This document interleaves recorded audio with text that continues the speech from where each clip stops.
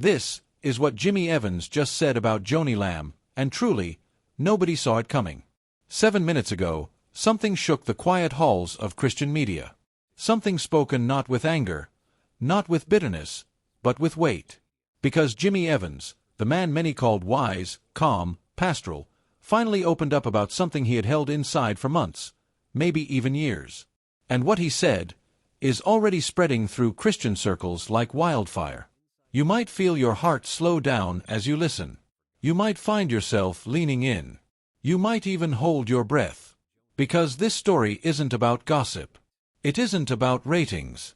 It's about something deeper, something painfully human, something many never imagined could be happening behind the smiling screens of Daystar television network. You see, for a long time, viewers looked at Joni Lamb and saw stability, strength, devotion, ministry. They saw a woman who sat on couches with guests, Bible in hand, speaking openly about God, family, purity, faith, loyalty. But today, the conversation is very different. Because Jimmy Evans finally revealed the truth about how things felt behind the scenes. And the atmosphere he described was not one of peace. He said that when he stepped inside that building, he could feel something in the air, something heavy, something restrained, something that made people careful. He described a silence, the kind of silence that isn't calm, but tense. He said, and I quote, "The environment felt like a trap, not a sanctuary." Those weren't words spoken lightly. Because Jimmy wasn't just an outsider. He wasn't a reporter. He wasn't a critic. He wasn't a casual visitor. Jimmy Evans was trusted. He was welcomed. He was invited in. And that's what makes his account so powerful. Because only someone inside can speak this kind of truth. Now, to understand his words, we have to go back in time, to the moment when cracks first began to appear beneath the polished surface of Daystar. Behind closed doors, the Lamb family was changing. Jonathan Lamb, the son who grew up inside the ministry, who smiled on camera, who walked the hallways in full view of viewers, slowly stepped back. His wife Susie, once a familiar face, quietly disappeared from broadcasts. And the Daystar audience began to ask, where did they go? What happened? Why the silence? No one answered. No one explained. But then, Jimmy Evans walked into a room. A room with Jonathan. A room with Susie. A room where eyes avoided each other. A room where breaths were shallow. And Jimmy says, there was a moment when he was asked to deliver a message, not of comfort, not of unity, not of reconciliation, but of command. A message directed at Jonathan. A message that said, submit to your mother. Not just as family, but as spiritual authority. Obey her as the voice of God. Let me say that again. As the voice of God. That phrase, that claim, hung in the air like a heavy bell. Even Jimmy, seasoned, experienced, respected, felt the shock of it. Jonathan froze. Susie stared. And in that moment, you can almost imagine the silence in the room. Because what do you say when someone tells you that a human voice has replaced the divine? What do you do when obedience is demanded, not requested? A Christian audience might ask, is this faith, or is this control? And that question lingers like smoke. Now, tensions didn't stay in that room. They moved outward, into the family, into friendships, into the soul of the ministry. It all came to a breaking point when Jonathan and Susie called for a family gathering. No cameras, no audience, no lights, just real faces, real voices, real feelings. They wanted honesty. They wanted clarity. They wanted healing. But they didn't get it. Because Joni Lamb walked into that room, gave each person 60 seconds, 1 minute each, to speak, and then stood up, accused them of fear, and walked out. She didn't stay. She didn't discuss. She didn't open her heart. She left, to catch a flight to New York. To the man she would soon marry, Doug Weiss. And to those who watched her leave, that moment said everything. Now, while viewers publicly praised Joni's resilience, privately, people closest to her were alarmed. One of them was Denise Boggs, a woman of prayer, a counselor, a pastoral presence. She didn't write a blog. She didn't post a thread. She wrote a letter. A letter sent directly to the Lamb family. A letter that said, "Something is wrong.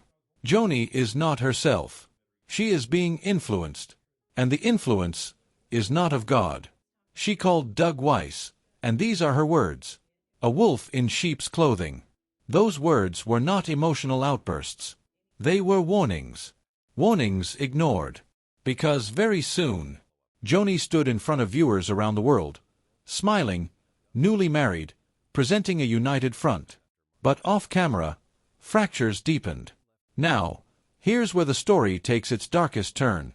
Because Jonathan held something inside him that hurt deeper than ministry politics, or organizational authority, or leadership philosophy. Something that affected his child. Something that involved a family member. He believed something happened, something no parent ever wants to imagine, something that would change the course of everything. He spoke up.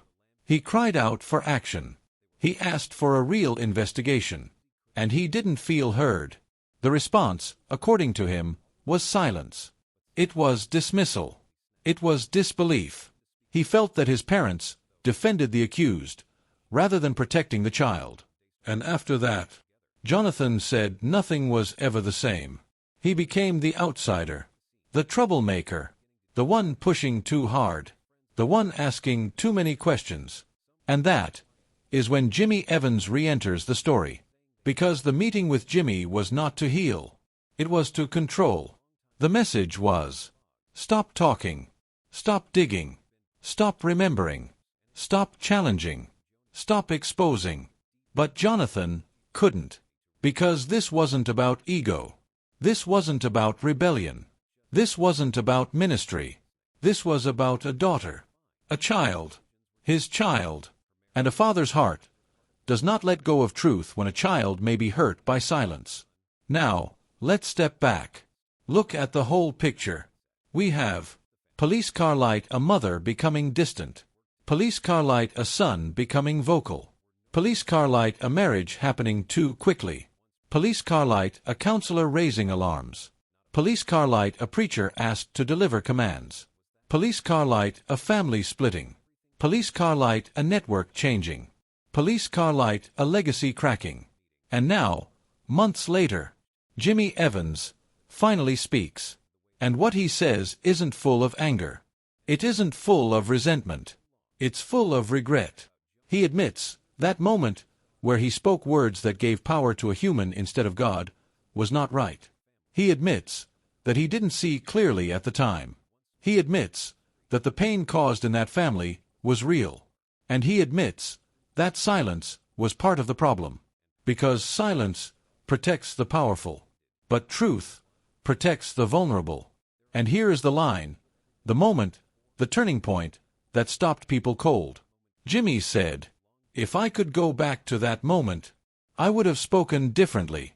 I would have stood with the hurting instead of the authority." Those words, that confession, that shift, is what nobody saw coming. You see, this story is not about tearing down. It's not about attacking.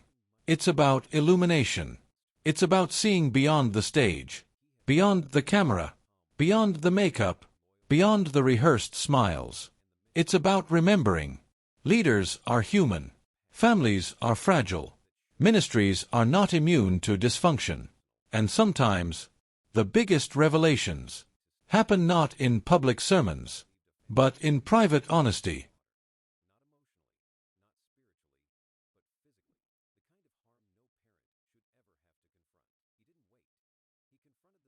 Now I want to hear from you.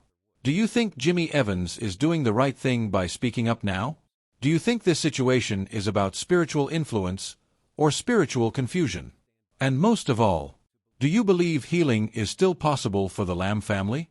Comment below. I'll be reading every response. And if you want to continue exploring the truth behind the biggest stories in Christian media, make sure to subscribe, because this conversation is far from over.